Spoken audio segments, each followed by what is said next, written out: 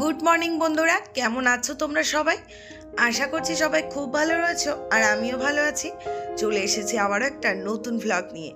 আশা রাখছি আজকের ভ্লগটা তোমাদের অনেক ভালো লাগবে।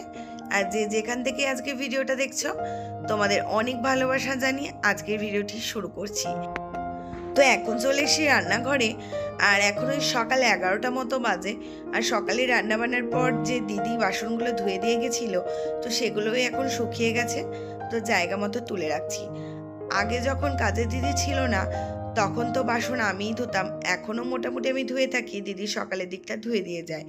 তো যেহেতু সকালের দিকটা বাসনটা ধুয়ে দিয়ে যায়, আর বাসনটা রোদের মধ্যে উঠানেই থাকে বা ব্যালকানিতে থাকে, তাড়াতাড়ি শুকিয়ে যায়, তাই বাসনটা এখন সময় মতো গুছিয়ে নিতে পারি। আর আগে তো আমি রান্নাঘরে সিঙ্কের মধ্যেই বাসনটা ধুতাম, তাই বাসনগুলো একটু শোকাতে দেরি হতো, যার জন্য এতটা তাড়াতাড়ি গোছানোও হতো না। আর সারাদিনে পুরো বাড়িঘর পরিষ্কার পরিচ্ছন্ন রাখার পেছনে আমাদের যে কতটা পরিশ্রম থাকে, সেটা শুধুমাত্র আমরা হাউসওয়াইফরাই জানি। তো আমাদের সকালের ব্যস্ততার পর থেকে, এই সকাল 11টা থেকেই শুরু হয় সারাদিনের সংসারটা পরিষ্কার পরিচ্ছন্ন করে গুছিয়ে তোলার। তো সেটাই আজকে তোমরা ভিডিওতে দেখতে পাবে, পুরো সংসারটা গুছিয়ে রাখার পিছনে সারাদিন কি কি কাজ করতে হয়। তো এই যে বাসন টাসনগুলো গুছিয়ে তুলে নিলাম, তো মোটামুটি তো জায়গাটা পরিষ্কার হয়ে গেল। তো তারপর এদিকে যে সবজিগুলো বাজার থেকে নিয়ে এসেছিল, তো সেগুলোকেই আমি এখন ঢেলে নিচ্ছি। আর এইগুলোকে বেশ ভালো করে ধুয়ে শুকিয়ে তবেই জায়গা মতো রেখে দেবো, মানে ফ্রিজে তুলে রাখবো। তো সব কিছু জিনিস যদি এলোমেলো চারিদিকে ছড়িয়ে ছিটিয়ে পড়ে থাকে, কখনোই সেগুলো দেখতে ভালোও লাগে না, আর জিনিসগুলো সব সময় ঠিকও নয়। তো যার জন্য আমি চেষ্টা করি সব সময় প্রত্যেকটা জিনিস নির্দিষ্ট জায়গা মতো গুছিয়ে রাখতে, যাতে বাড়িঘর কোনো সময় অগোছালো মনে না হয়। তো সারা দিন আমি সকাল থেকে সন্ধ্যা পর্যন্ত মোটামুটি বাড়িঘরটা পরিষ্কার পরিচ্ছন্ন করে রাখার চেষ্টা করি।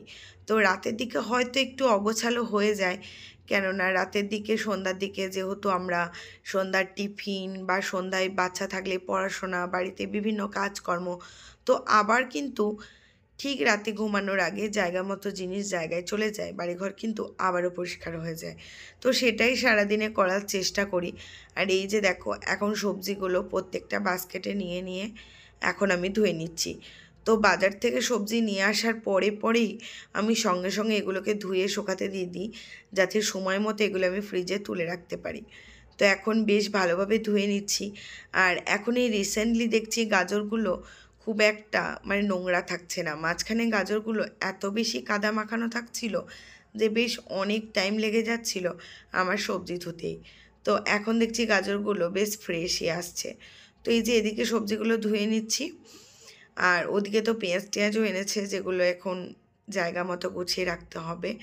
তো আমি পেঁয়াজ আর আদা রসুন আলাদা একটা বাস্কেটে রেখে থাকি, আদা আর রসুন একসাথে রেখে থাকি, তো পেঁয়াজটা আলাদা করে রেখে থাকি। তো সেটাই এখন করে নিচ্ছি। আর এই বাস্কেটটার মধ্যে পুরনো যে সমস্ত পেঁয়াজগুলো ছিল, তো সেগুলো এখন আগে ঢেলে নিলাম, দিয়ে নতুন পেঁয়াজগুলো রেখে দেওয়ার পরে সেগুলো যেখানে বাদ দেওয়ার আছে সেগুলো বাদ দিয়ে দেব, তারপর জায়গা মতো তুলে রাখবো। আর কি বলো তো বন্ধুরা, এই সবজিগুলো বাজার থেকে আনার পরেই আমরা যদি মোটামুটি ধুয়ে পরিষ্কার করে রাখি, তাহলে কিন্তু আমরা যখন রান্নার জন্য সবজি কাটবো, খুব একটা প্রয়োজন হবে না টাইম ধরে সেগুলোকে জলে ভিজিয়ে রাখার। তো এগুলো ধুয়ে পরিষ্কার করা থাকলে তখন মোটামুটি কিছুক্ষণের জন্য ধুয়ে নিলেই হয়ে যায় আর কি। তো এই যে এই বাস্কেটটা রয়েছে, মানে 3 থাকের যে র্যাকটা রয়েছে, এটার মধ্যে আমি একদম নিচের থাকটাতে আমার পেঁয়াজ আর আদা রসুন রেখে থাকি। তো সেই জায়গাটা দেখলাম বেশ অনেকটা নোংরা হয়ে গেছিলো, তো সেটাই একটু পরিষ্কার করে নিলাম। আর এটা আমার অভ্যেস বলতে পারো, যে যেই জায়গাটা হাতের কাছে একটু নোংরা দেখি, তো সঙ্গে সঙ্গে আমি পরিষ্কার করে ফেলি। সেটা পরে করব বলে সেটা আমি আর কখনোই ফেলে রাখি না। তো যার জন্য আমাকে খুব একটা ডিপ ক্লিনিংয়ের জন্য হেডেক নিতে হয় না আর কি। তো এই যে এখন ব্যালকানিতে চলে এসেছি, সমস্ত কিছু ধুয়ে ফুলকপির পাতা টাতাগুলো ছাড়িয়ে নিয়ে এখন চলে এসেছি ব্যালকানিতে দিতে। আর ব্যালকানির রোদটা যে ভীষণ গায়ে লাগছে তাও না, ভীষণ একদম একটা কড়া রোদ আসলে আবার সবজিগুলো হালকা হালকা শুকিয়ে যায়।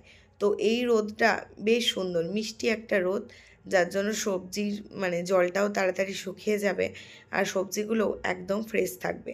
আর এই যে ধনেপাতাগুলোকে এখন একটু ছড়িয়ে দিচ্ছি, কেননা এক জায়গা হয়ে আছে, জল রয়েছে তো তাড়াতাড়ি শুকানোর জন্য। তারপর ধনেপাতাগুলো আমি বেছে ধুয়ে পরিষ্কার করে জায়গা মতো রেখে দেবো আর কি। তো চলো এগুলো এখন শুকিয়ে যাক, তারপর পরের সময় হলে আমি আমার মতো করে আবারও তুলে নিয়ে চলে যাব।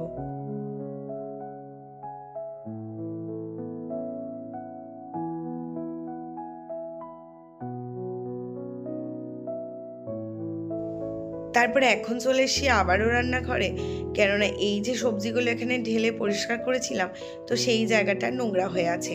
আর আমি এই সবজির খোসাগুলো একটা ঝুড়ির মধ্যে জমিয়ে রাখি। তোমাদের দাদাভাই গাছের জন্য এগুলোকে সার হিসাবে জমায়, আর কখনো কখনো আমাদের কাজে দিদি এসে নিয়ে যায়। তো ওর বাড়িতে গরু আছে, তো গরুকে দেওয়ার জন্য মাঝে মধ্যে নিয়ে যায়। আর মাঝে মধ্যে ওই যে গাছের জন্য সার বানানোর জন্য রেখে দেওয়া হয়। তো ওগুলোকে আমি গুছিয়ে একটা ঝুড়ির মধ্যে রেখে দিলাম। আর এখন এই যে রান্নাঘরের কাউন্টার টপটা আমি পরিষ্কার করে নিচ্ছি। আর রান্নাঘরে রান্নাবান্না করার পরে যদি সঙ্গে সঙ্গে এই রান্নাঘরটা পরিষ্কার পরিচ্ছন্ন করে নেওয়া যায়, মানে একদম আবারও যেমন ছিল সেরকম সাজিয়ে গুছিয়ে সুন্দর করে রেখে দেওয়া যায়, তাহলে কিন্তু আমাদের মনের একটা শান্তি লাগে যে না, অনেকটা কাজই আমার এগিয়ে এসছে। দেখবে আমরা যখন সকালের দিকে বা দুপুরের দিকে তাড়াহুড়ো করে রান্না বসাই, তখন কিন্তু চারিদিকে এলোমেলো হয়ে যায়, এদিকের বাসন ওদিকে, এদিকের কন্টেনার ওদিকে। তো সেগুলো কিন্তু রান্নাবান্না করার পরে আমরা গ্যাস পরিষ্কার করে কাউন্টার টপ পরিষ্কার করে আবার সমস্ত জিনিস জায়গা মতো রেখে দিই, তখন কিন্তু এমনিতেই আমাদের একটা শান্তি আসে যে না, ব্যাস এখনকার মতো রান্নাবান্না কমপ্লিট। তো সেই রকমই আমি চেষ্টা করি সকালের দিকে রান্না হয়ে যাওয়ার পরেই সঙ্গে সঙ্গে রান্নাঘরটা আগে ক্লিন করে নিতে, যাতে অনেকটা বোঝা আমার মাথা থেকে নেমে যায়। তো তারপর এদিকে চলে আসলাম একটু জামা কাপড়গুলো শুকাতে দেওয়ার জন্য। মানে এগুলো তো শুকিয়েই রয়েছে, তাও একটু রোদরা উঠেছে, মনে হলো একটু রোদের মধ্যে দিয়ে দেওয়া যাক। তো নাইটি আমি খুব একটা রোদের মধ্যে দিই না চটে যাওয়ার ভয়ে, তাই উঠোনে না দিয়ে যতটা পারি এই ব্যালকানির মধ্যেই দিয়ে থাকি। তো তারপর চলে এসেছি এই ছোটো রুমটাতে। এদিকে সকালের দিকে রায় একটু পড়াশোনা করেছিল, তো সেই বইগুলোই এখন পড়ে রয়েছে। আর বইগুলোকে এখন তুলে জায়গা মতো রেখে দেব। আর তোমাদের বলছিলাম যে বেড কাভারটা একটু চেঞ্জ করার প্রয়োজন আছে, তো বেড কাভারটা আজকে চেঞ্জ করে দেবো ভাবছি, কারণ যেহেতু মেশিন চালাতেই হবে, তো এটা ভাবছি আজকেই তুলে কেচে দেবো। তো এটা আবারও একটা এক্সট্রা কাজ। তো বিছানাটা সুন্দর করে সাজানো গোছানোই ছিল, তো বেড কাভারটা কাচার জন্য তুলতে গেলে আবারও আমাকে মানে খাটাখাটনি করে নতুন করে বেড কাভার পাতা, কভার লাগানো সব কিছুই করতে হবে। তো সেগুলোকেই এখন করে নেব। তো এখন তোমাদের রায় বাড়িতে নেই, তাই আমি এই কাজগুলো করে নিচ্ছি। আর রায় বেশিরভাগ টাইম স্কুল না থাকলে এই টাইমটা বাড়িতে থাকে না, ওর পিপির কাছেই থাকে। আর অলরেডি রায়ের এক্সাম শুরু হয়ে গেছে, তাই একদিন ছুটি দিয়ে দিয়ে এক্সামটা হচ্ছে, তাই ও গেছে ও বাড়িতে দাদুর কাছে পড়তে। তো আমি ভাবলাম এই টাইমে অনেকগুলো জামা কাপড় জমা হয়েছে, কেচে নেওয়া যাক। আর কি বলো তো, বাড়িতে বাচ্চার এক্সাম শুরু হলে কিন্তু আমি যদি সারাদিন কাজের মধ্যে ব্যস্ত হয়ে থাকি, তাহলে ওদের কিন্তু পড়ার মনোযোগটাও আসবে না। আর ও সাধারণত আমার কাছে পড়েই না, ওর দাদুর কাছেই পড়ে, আর বাবার কাছেও খুব একটা পড়ে না। কিন্তু না পড়লেও ও যেটুকু টাইম বাড়িতে থাকে সেটুকু টাইম যদি পড়াশোনা নিয়ে ওর সাথে আলোচনা করা যায়, তাহলে কিন্তু ওর মনোযোগটা এক্সামের দিকেই থাকবে, যে না আমার এক্সাম রয়েছে। এবার আমি যদি সারাদিন কাজ করতেই থাকি আর ও যদি বাড়িতে একা একা থেকে বোর হয়, তাহলে কিন্তু ওর মনোসংযোগটা অনেকটাই নষ্ট হয়ে যাবে। তো এদিকে দেখো সমস্ত জামা কাপড় মেশিনের মধ্যে ভরে দিলাম। আর এখন এই যে এখন ডিটারজেন্টটা দিয়ে দিচ্ছি। তো দেওয়ার পরে এখন মেশিনটা অন করে চলে যাব অন্য কাজে। তো মেশিনটা নিজের মতো টাইমে ঘুরবে, আর কাঁচা কমপ্লিট হয়ে গেলে আমি আবার এগুলো চলে যাব মেলার জন্য। তো এখন মোটামুটি আধা ঘন্টা 40 মিনিট মতো সময় লাগবে, তো ওর সময়ে চলুক। তো এদিকে তোমাদের দাদাভাই আজকে বাজার থেকে মিষ্টিও নিয়ে এসেছিলো, সেটা আমার মনেই ছিল না।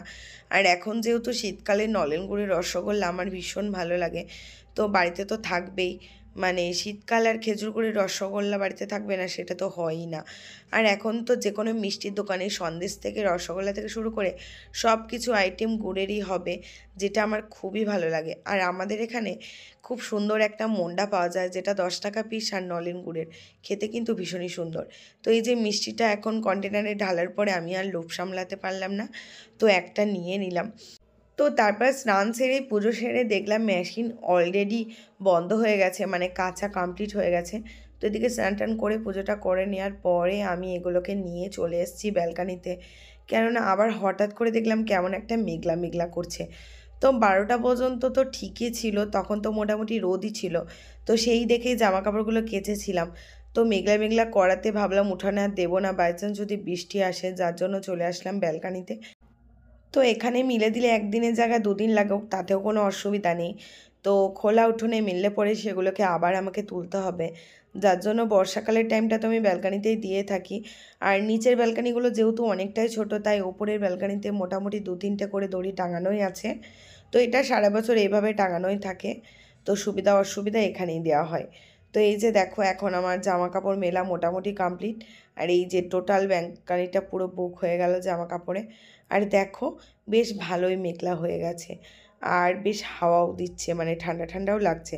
তো চলো, আজকের ভিডিওটা এখানেই শেষ করছি। আবার আসবো নতুন কোনো একটা ভিডিও নিয়ে। ততক্ষণে তোমরা ভালো থেকো, সুস্থ থেকো, সাবধানে থেকো। আর ভিডিওটা যদি তোমাদের ভালো লাগে অবশ্যই একটা লাইক করে দিও। আজকের মতো টাটা।